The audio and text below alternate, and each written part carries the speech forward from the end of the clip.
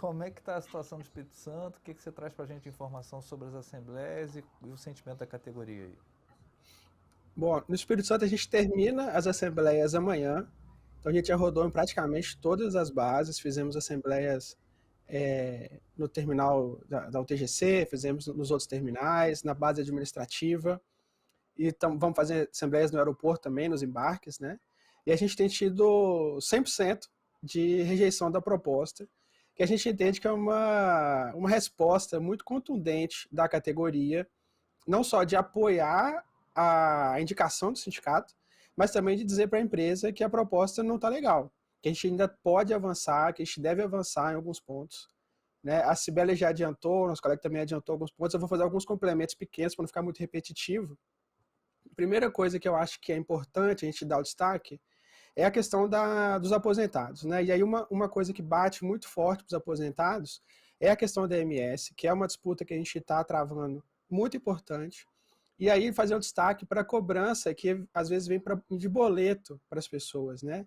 E que é uma coisa assim muito perigosa e muito, assim, a gente pode dizer até muito alto, e se aquele aposentado não faz o pagamento, ele pode acabar perdendo o plano.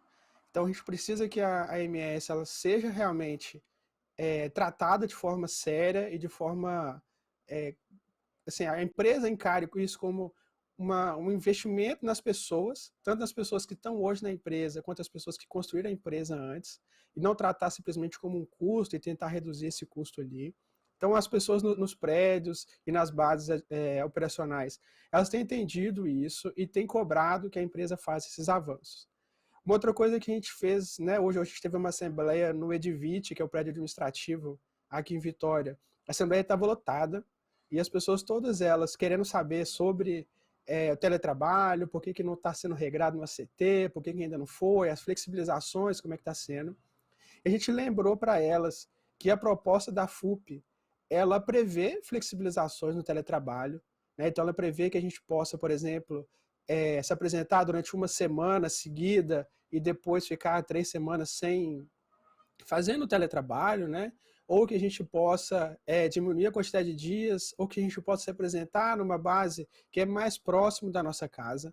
Isso conversa com a proposta do programa Volta para Casa, mas nesse caso o programa Volta para Casa, que também foi bem recebido pela categoria, ele está circunscrito num grupo, ele não atende a Petrobras como um todo.